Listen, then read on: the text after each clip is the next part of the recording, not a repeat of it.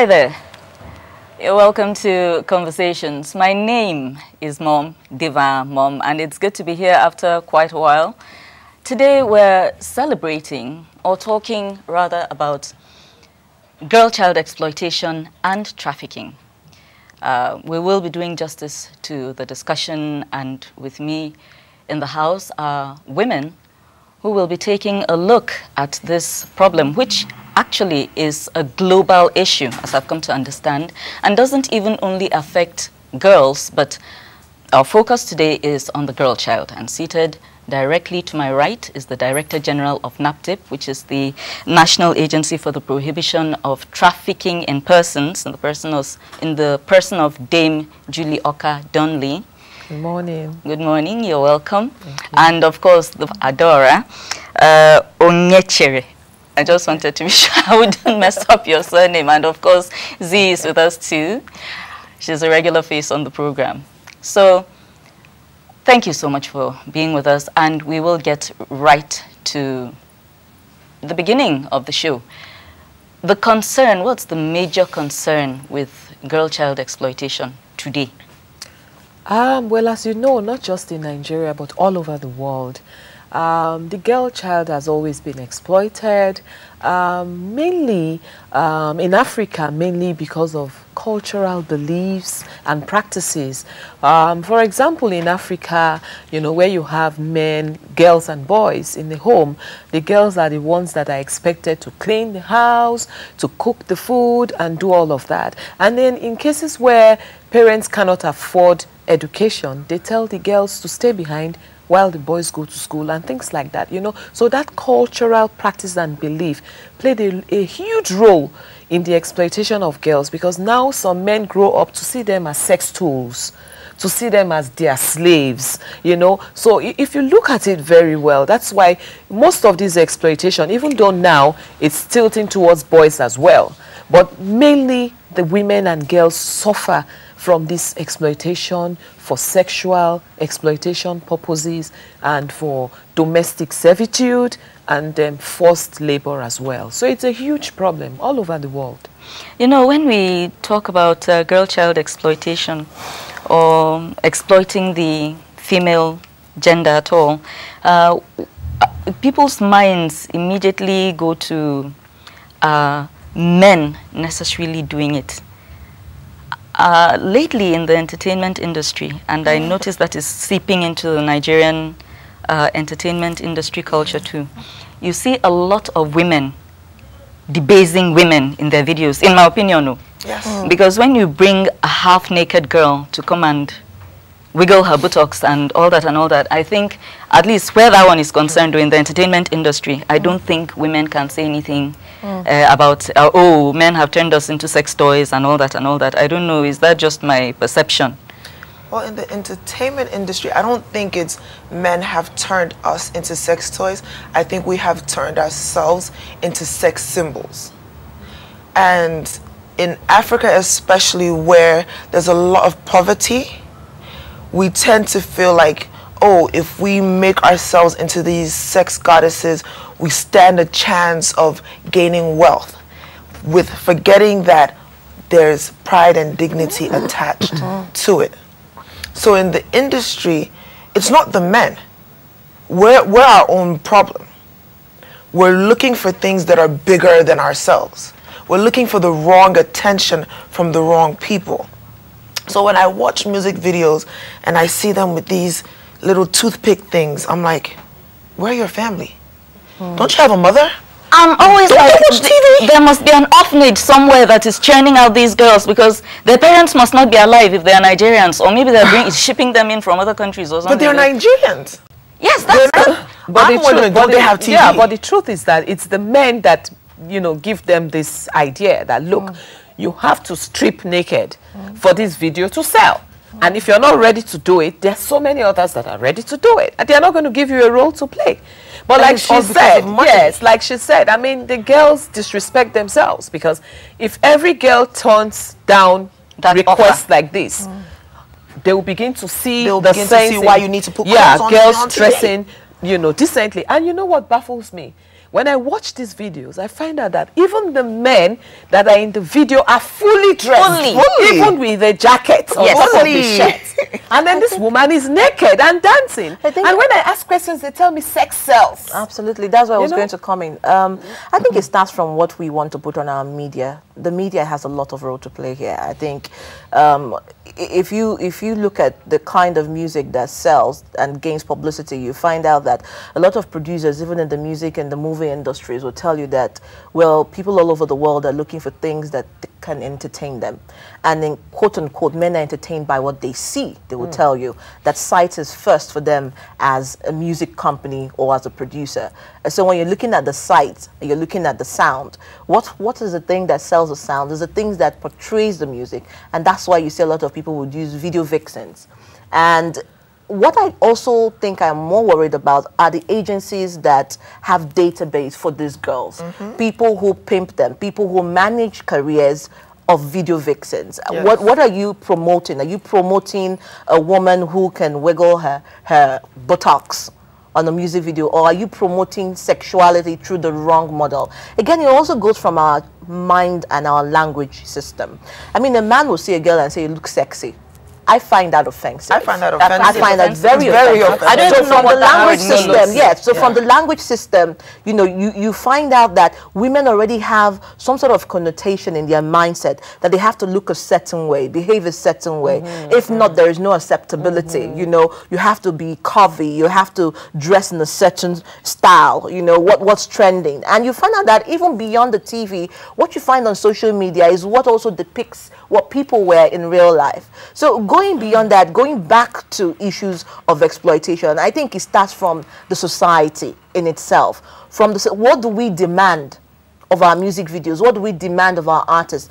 You take a Timmy Dakolo video, for instance, as against, you know, maybe a Davido video or maybe a Maxwell video.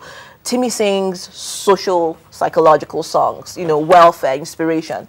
And the videos are quite candidly good to the soul. And then you see another video from another artist, and then you're saying, but what is the messaging? What is the messaging? So I think, again, the media needs to step back, do a dress rehearsal on itself, and say, from now on, what do we want to show as our support to the society by reducing the number of videos we show of girls who are claddily dressed? What is the NBC rules on that? Are we following those rules? I was about to say, aren't there rules and regulations on what we're allowed to see on but then TV? If it comes to that, there are those rules and regulations. There used to be a watershed. I don't know if it still exists now that we have 24-hour television service and all this. But then the NBC should be able to enforce those rules, no? So if a media house is going haywire and showing us near pornographic music content and stuff like that, I should expect the NBC would wield the big stick. Wheel it out, because I feel sometimes by the time they've done that a couple of times, you would need to release those risque videos on YouTube. So that the person who wants such a video will go the extra mile to access it. I don't have any problem. I mean, there should be. I think they have like a clean version of a song and a dirty version of a song. Not always. So the clean version comes out on radio, the dirty version comes out on paid TV. They zip up the words. So they zip up the word or they change the words. Because I feel when I watch music videos, I can see down to their ovaries. And I'm like, girl. But you see, at the end of the day, it all boils down to the upbringing of the girl.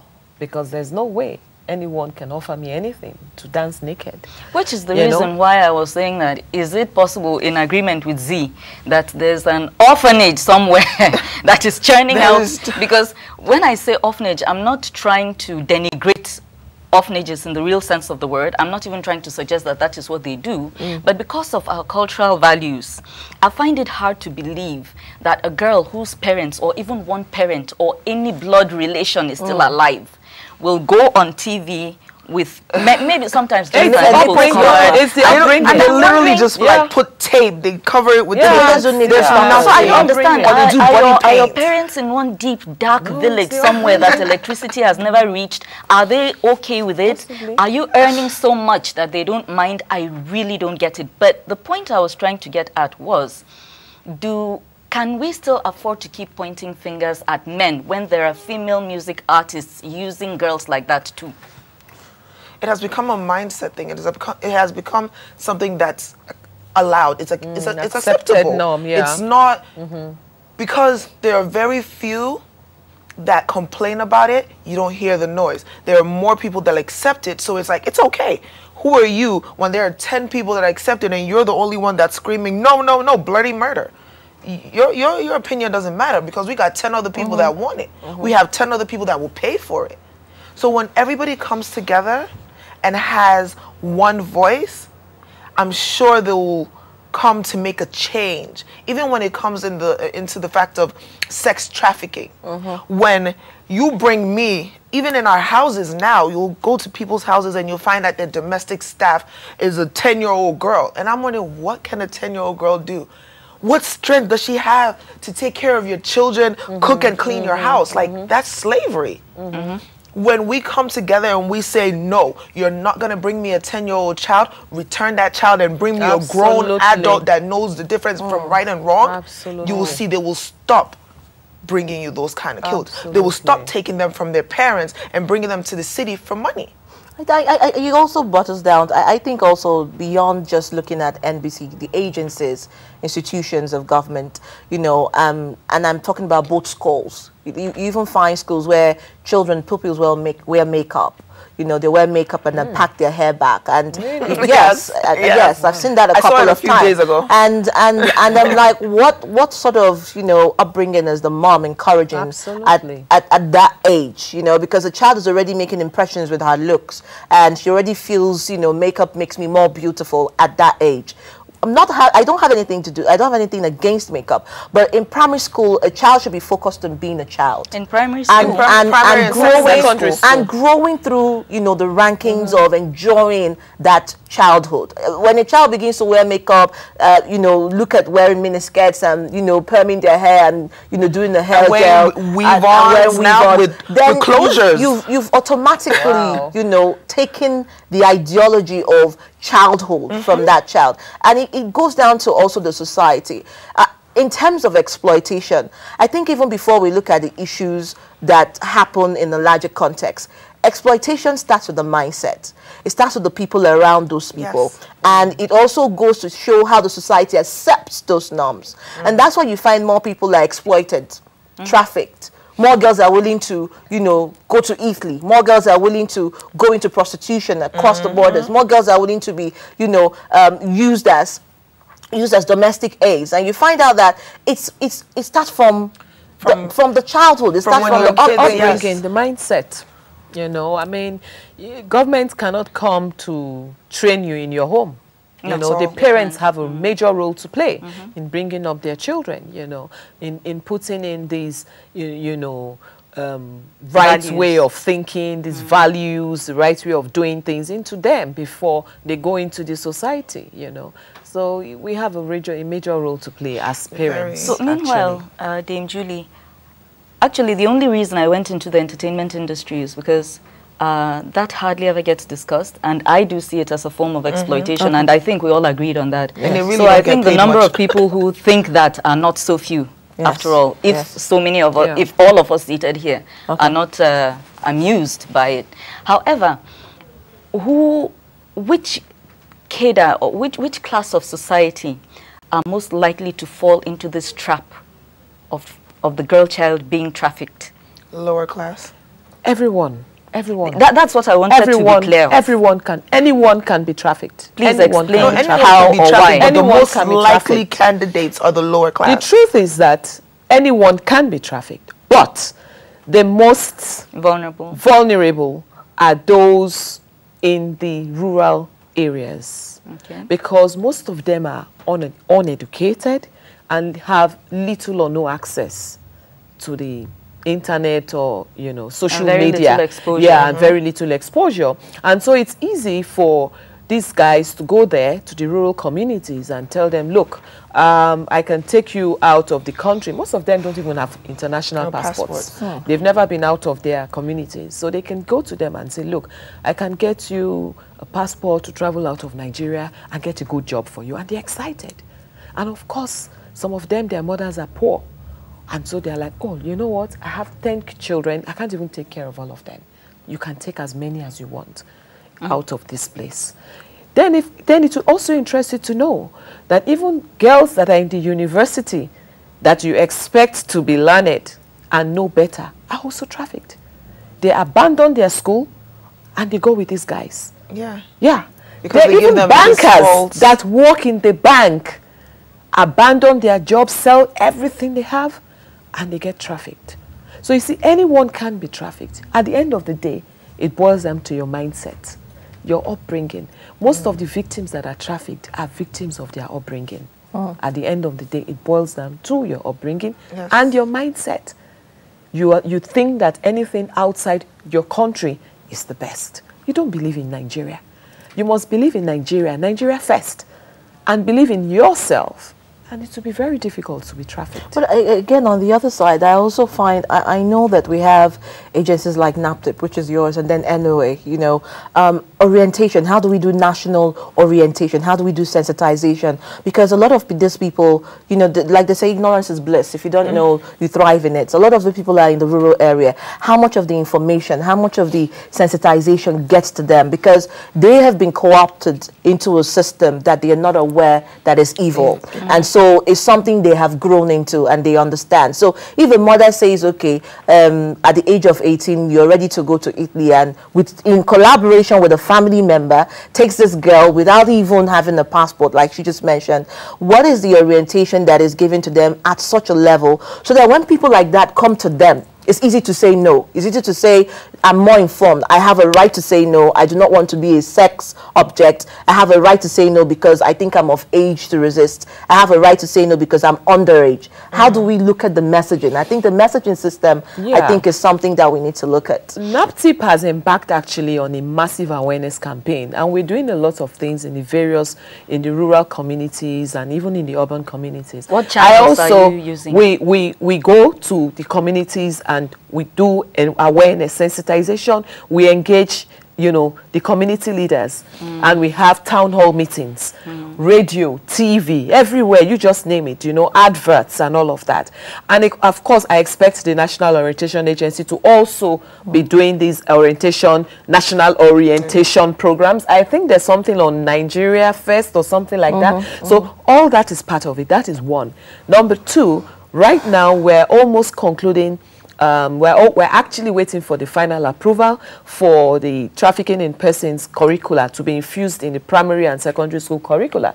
And so if we have that infused in the primary and secondary school curricula, then our job is 90% done. You see, Adora, I like what you said about agencies of government collaborating with each other to get these messages out.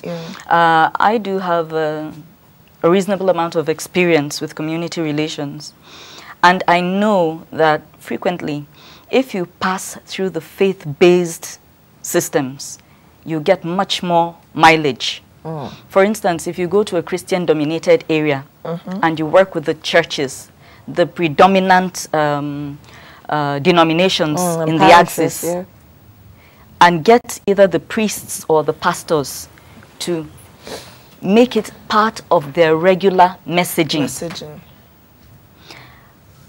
There is so much power in that if you take them along.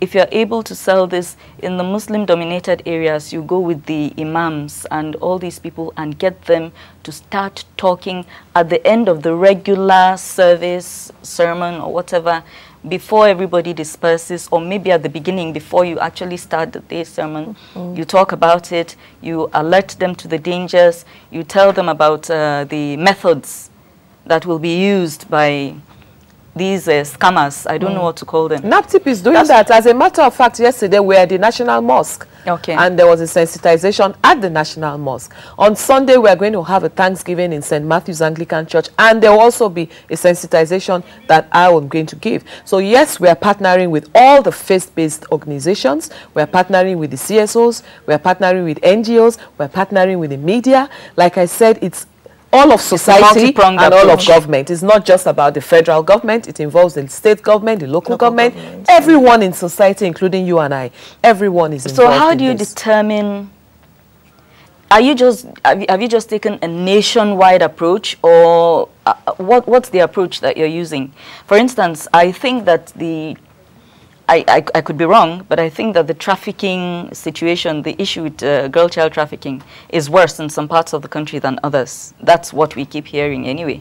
So I don't know, do you prioritize the areas you go to, or it's just a wide approach? It's a nationwide approach, because the truth is that if you concentrate on one state, then it means they will move to the second state. So what we are doing is we are concentrated on the 36 states of Nigeria, because the truth is that the 36 states are endemic.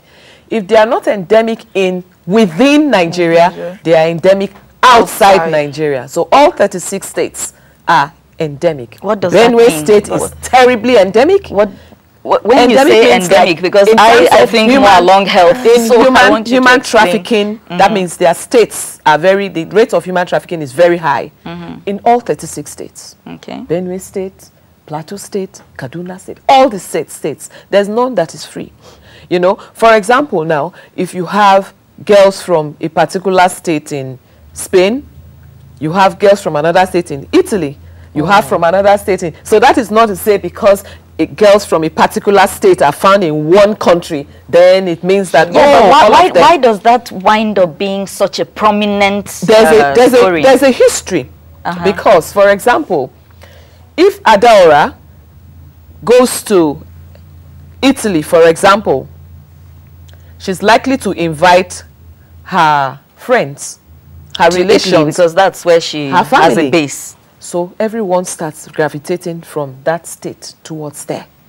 If you, for example, go to Holland, you're likely to invite people to come along. And that is not to say that the invitation is voluntary.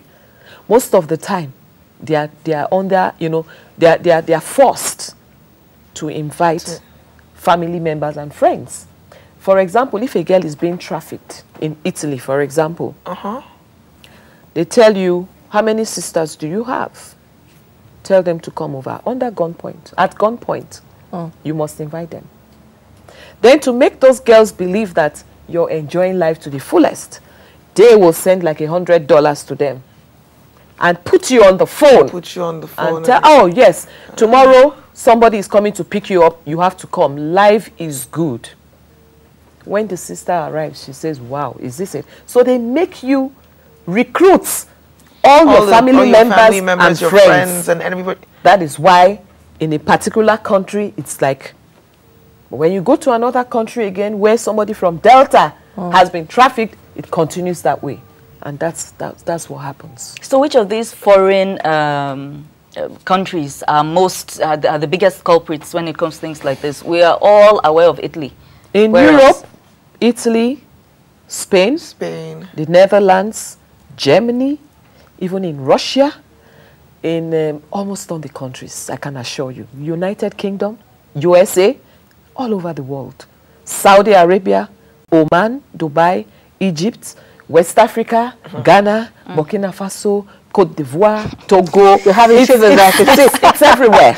It's crazy. I'm a bit worried too about really illegal migration, because again, beyond exploitation, somebody has to be vulnerable to a point where they are also picked on. So I know that, yes, there is the exploitation where people are put gunpoint, but illegal migration is also a reason why people also get trafficked. Yeah.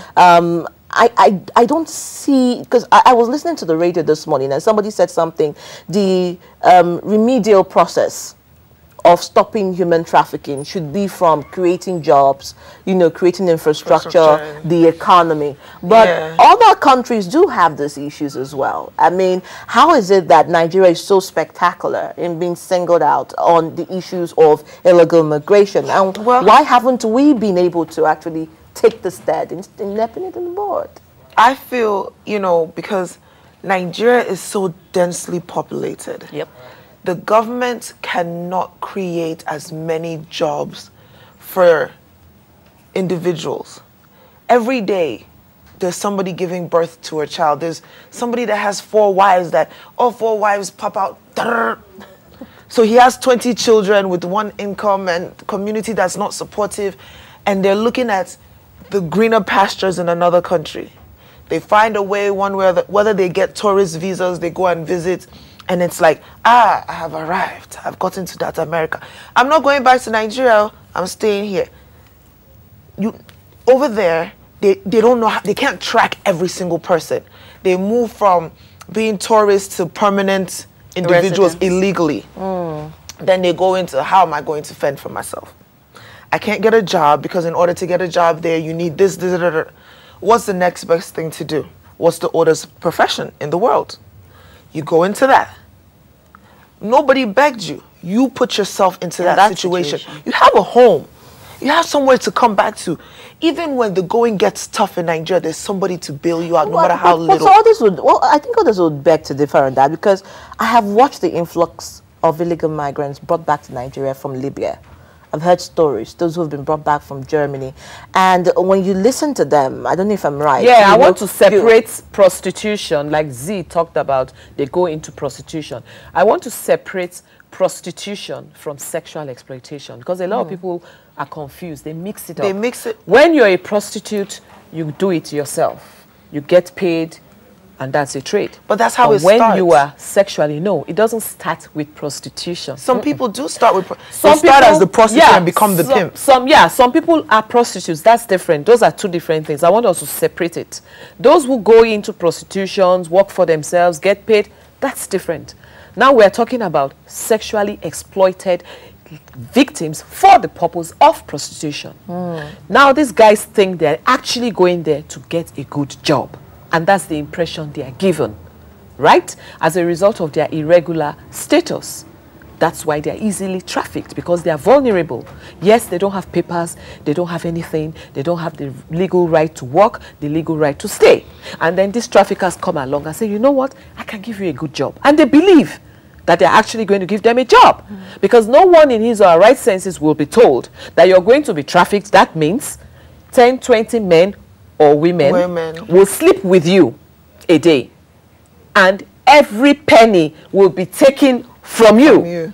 Nobody would agree to that. That is sexual exploitation for the purpose of prostitution. I think the point Z was trying to make was that some people in their quest for greener pastures find their way out of the country illegally. Absolutely. Go out there.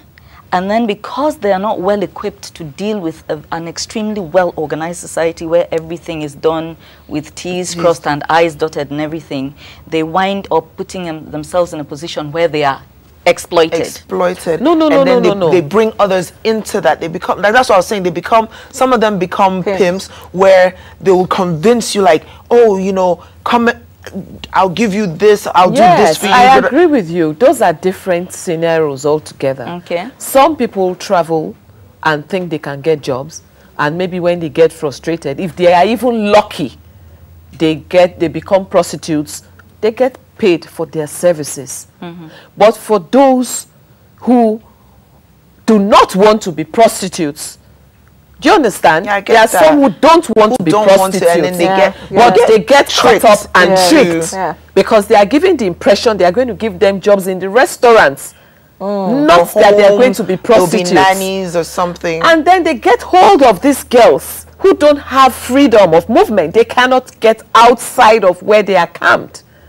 So these are now used for sexual exploitation, and you cannot escape. So how and to send a very strong message to you, they will kill someone in your presence to make you know they mean business. But how are countries, I don't know, Devon, I don't know if you agree with me, it seems as if when you look at the system of cabals, you know, that traffic girls and boys alike and humans for whatever purposes, you begin to ask what really are the roles of those countries in making sure that these persons that are brought in here are taken back to the country, you know, unanimously without even the country writing back to them. Because what you're finding is that until somebody is found out as an illegal immigrant or exploited, then you see countries start making, you know, quest for their citizens to be returned. What is the collaboration with Nigeria, with other countries? How are we looking at making sure that we have a viable bilateral relation that insists that our citizens are priority, and when these issues that are raised,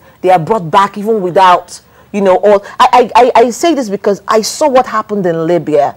You know, there were even areas that you couldn't reach to get people back or to get people out of their situation. Hence, we now saw that report on CNN. I think it was one of the sister stations that brought it up. So I don't know, what are the relationships?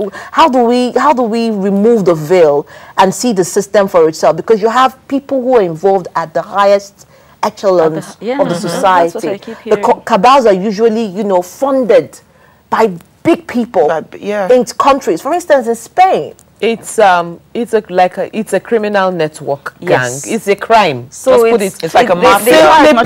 It's a crime. It's a mafia. Simply put, it is a crime, like any other crime. Crime of drugs trafficking, arms trafficking, and all of that. It's a crime. Where of course you have the cabals. You have even people you don't even expect to be part of this trafficking. You find big men and women who you respect, who are the heads of this cabal. So it's a cabal. And mind you, because of the clandestine nature of trafficking, it's very difficult to tell when somebody is being trafficked.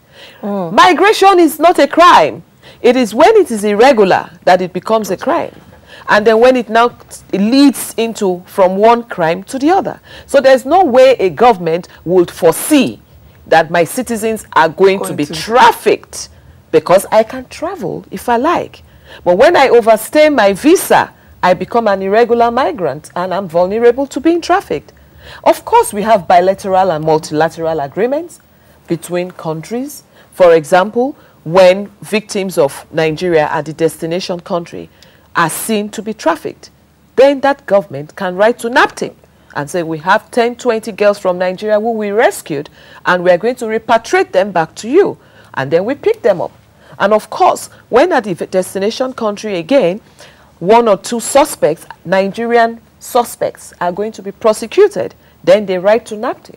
We have 2 suspects here who we are going to prosecute in Spain. Can you do a follow-up to see who they work with on the Nigerian side?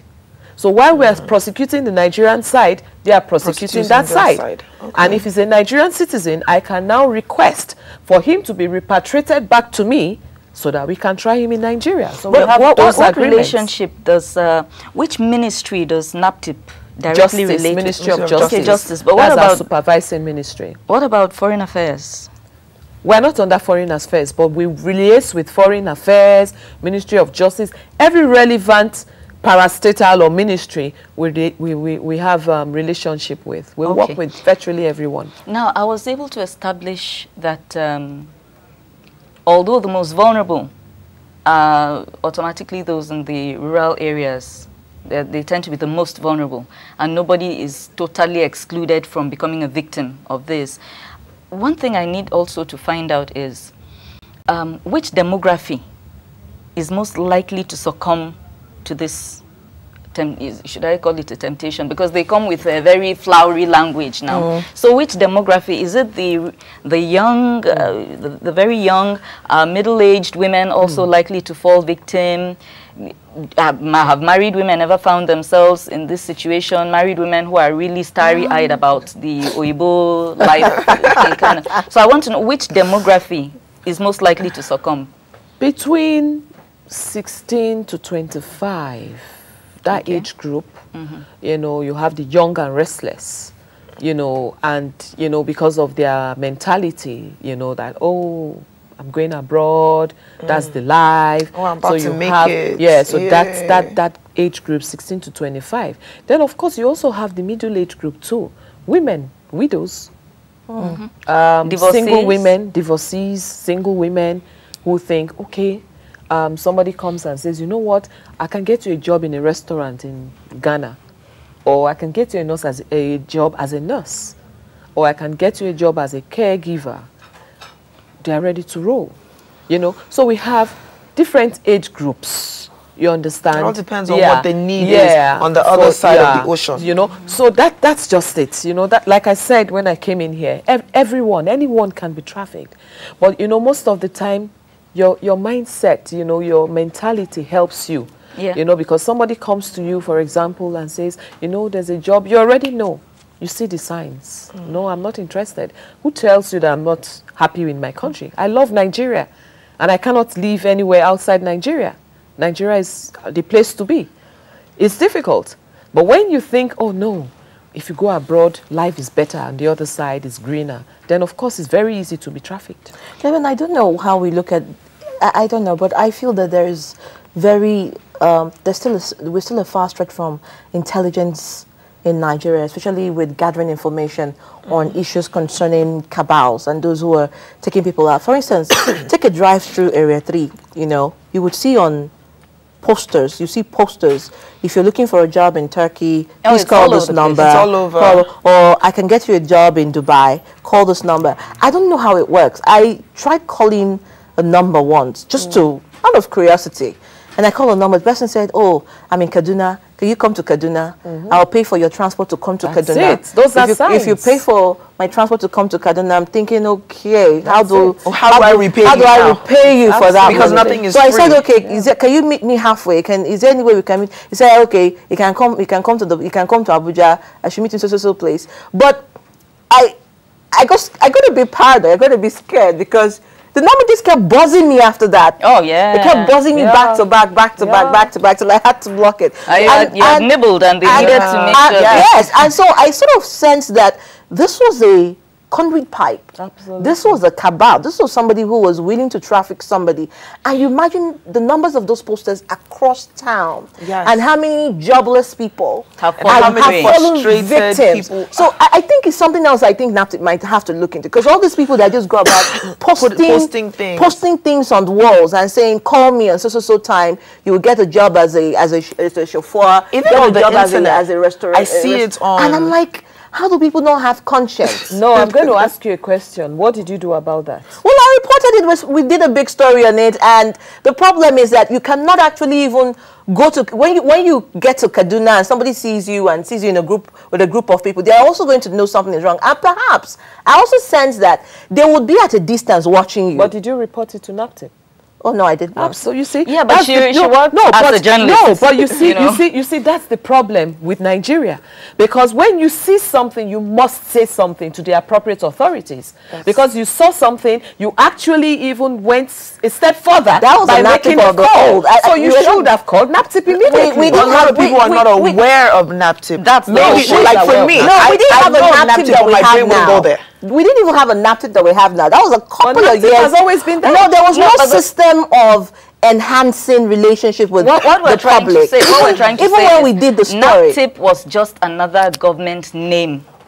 Nobody knew how to engage with NAPTIP. Nobody really knew what NAPTIP was supposed to be. I mean, you could tell from the name, but were they really doing it? There wasn't much visibility. Even nobody now, knew how to engage with the agency and so on. I'm going to talk on my behalf. I know of NAPTIP. Have I ever really gotten deep into researching about them and trying to find out where's their office? I mean, I've known of her prior to today, but I've never sat down to think, oh, let me come and go and look for her in this part of Abuja. The first thing that will come to my mind if I ever come across this, oh, let me go to the police. Yes. But then on my way to the police, which I did. Which I did. You went to the police. Yes, we did. History. Well, we wish we had the NAPTIP we had then now. No, because I personally think you did a good job. No, but even in the interaction, I'm sure that there were letters, because as my job as a journalist, my first attempt is to reconcile the person I'm going to be doing the story on and reporting to the units within the organization.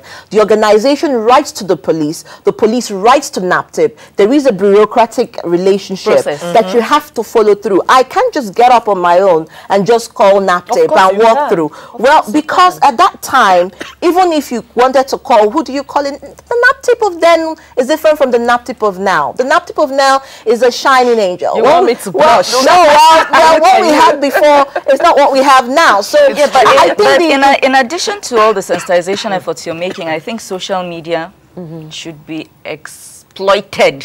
Yeah, we're everywhere. We're everywhere. Yeah, absolutely. Well, where are you? Where do you see you on Facebook? Where do you see you on Twitter? We're Facebook, do I look for NAPTIP on Facebook? Yeah.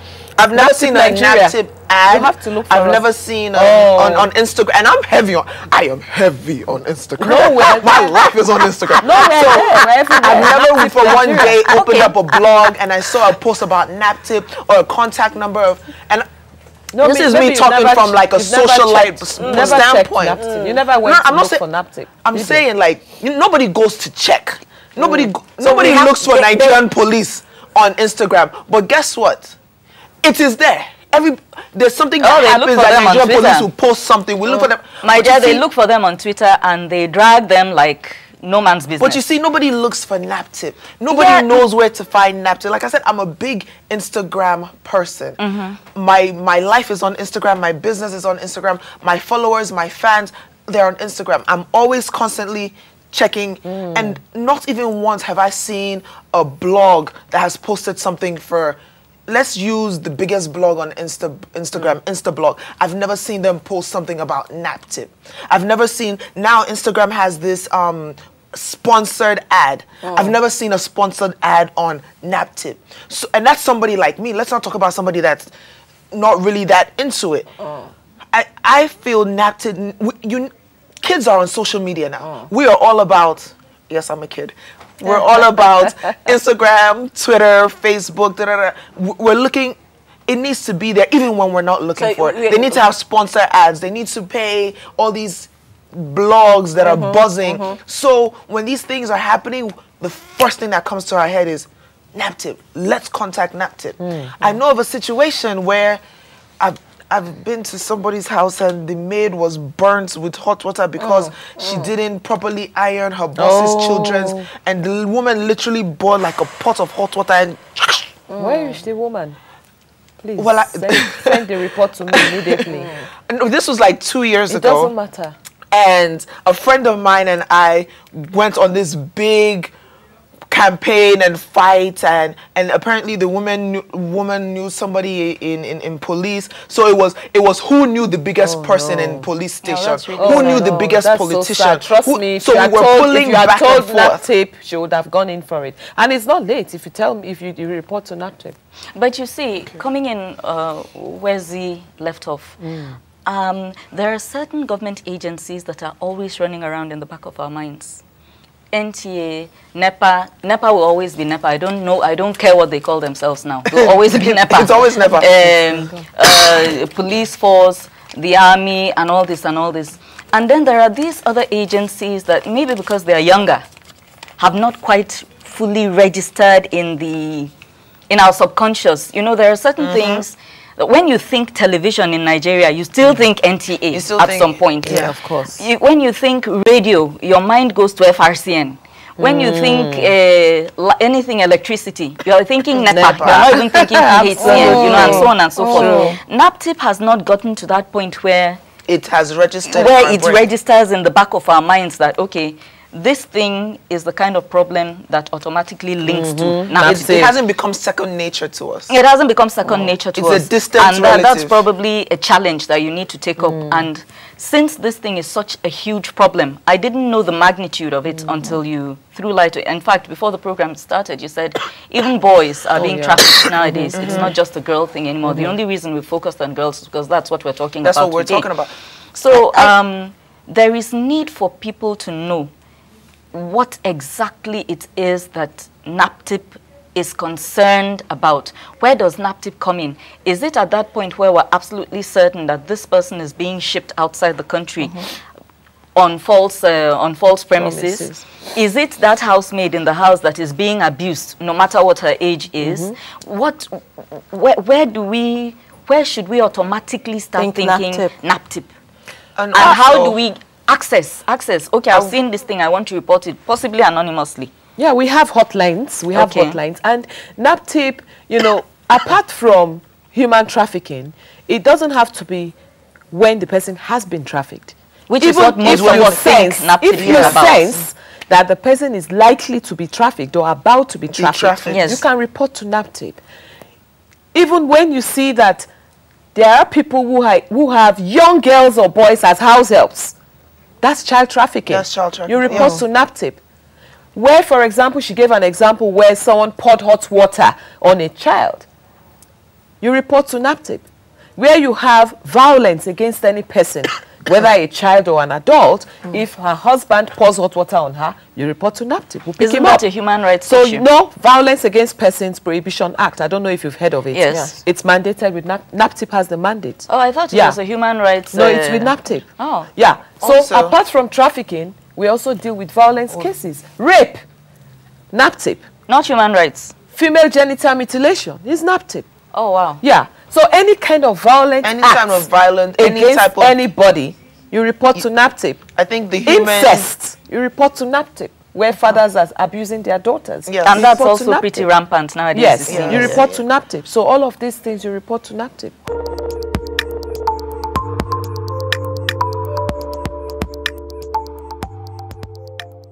Domestic violence, also known as domestic abuse, battering, or family violence, is a pattern of behavior which involves violence or other forms of abuse by a person against another in a domestic setting, such as in a marriage, cohabitation, or general family setting.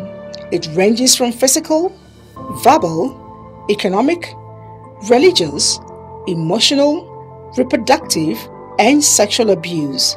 Sometimes it appears subtle or coercive, but it is still abuse. Domestic violence occurs when the abuser believes that the abuse is acceptable, justified, or unlikely to be reported. It usually produces intergenerational cycles of abuse in children and other family members who may feel such violence is acceptable or condoned. Statistics show that globally, the victims of domestic violence are mostly women and that it is steadily on the increase. Research has established a direct and significant correlation between a country's level of gender equality and the rates of domestic violence. Unfortunately, it is the most underrated crime, even though it is fast on the increase, leading to lots of hurts, harm, and even loss of lives. Slavery is an evil practice abolished all over the world over 200 years ago. But today, human traffickers are selling human beings as slaves in Africa. It is your responsibility to make sure that you and the people you know do not fall into slavery. Don't believe fake promises of jobs abroad. People went to say Libya, Italy no use you when they carry me on top water. 4 days now they lock me for inside house, no food, no water. I nearly die. Now God, when me heaven and earth, now save me. If you get 1 naira for Nigeria, you get junior one, you say you no get papa, you no get mama, now make you come out. I beg go they do farm work. You better pass person when enter road. Don't accept to travel to Europe through the Sahara Desert. You may be walking into slavery. Don't be a slave. This is a public service announcement brought to you by NTA.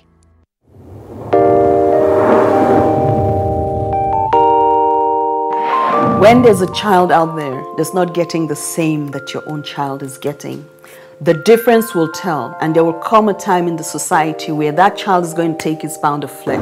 Where you can actually, everything from watching a program with the child, you can start up the conversation from something on the TV and say, oh, you know. For me, it's like, hurry up with this business.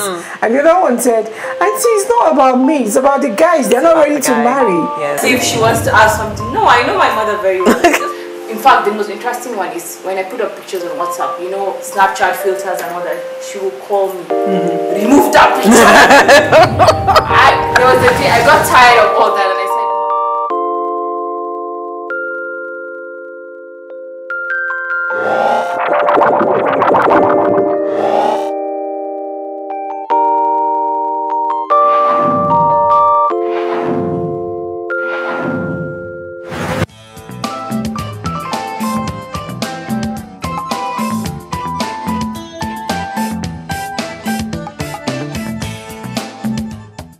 We should be wrapping up now, so there's still any gray area. Yeah, for me, I just feel that beyond the issues of, I know there are a lot of organizations, once it's a World Day event, you know, they just come out in mass and do a one-off, You know, we are fond of doing that, not just in Nigeria, in Africa. In the world. In the world, you know, is World Day against this and everybody matches out. But I think, to me, I think we should have a habitual, you know, structure of passing messages even beyond events, you know. And I'm saying this because, I mean, I told you backstage that next week is World Day Against Human Trafficking. And I know that NAPTIP is going to also be doing a lot of events. But beyond that event, you know, what is NAPTIP going to be doing? I know there's a walk and all that. What is NAPTIP going to be doing to engage people, you know, to continue with the crusade, even beyond a day set out in the calendar to mobilize people to talk about issues of trafficking? Because I think it's a habit. Even us in the media, it's only the day that something happens that we begin to look at issues within that. No, I don't agree with you, because every Thursday rather, sorry, we go out, you know. Oh. Yeah, we carry out sensitization campaigns all over we have 10 offices in 10 states. So the 10 states, they all go out into communities and strategically located across the geopolitical zones. Yeah, and every Thursday I wear my t-shirt or my shirts. I don't know if you've seen me in my shirt and my cap. Every Thursday, and my officers and men also wear the NAPTIP t-shirts. That's also a way of creating awareness, you know, and all of that. So we do that every Thursday. But, you know, as time goes on, we plan to do it every day, not just once in a week. So is NAPTIP doing anything in particular this period? Because she says she's not seen anything on social media yet. We need to. No, yes. On Monday, for example, we're going to have the walk. You know, against trafficking. Then on Tuesday, we're going to have a public lecture, you know. But beyond that, every Thursday, we carry out sensitization. So it's a continuous calendar. Yes. And if you know the next person doesn't know, spread the news. Yes. Tell a friend to tell everybody. Every Thursday. Yeah, every Thursday. We go to schools. We go to schools. We go to churches, mosques, everywhere. We go to the motor parks. We go everywhere. And that's very good to know, because this is where we wrap up today's edition of the program. I really hope that you are able to pick up particularly the instances within which it is necessary to get across to NAPTIP. My name is Diva Mom, and I've been talking to Dame Julie of NAPTIP. She's the DG NAPTIP. Adora is somebody most of you already know. No need for lengthy introductions. Or my name is Adora. And of course, Z. Thank you so much for staying with us, and see you again next time. Thank you. Thank you.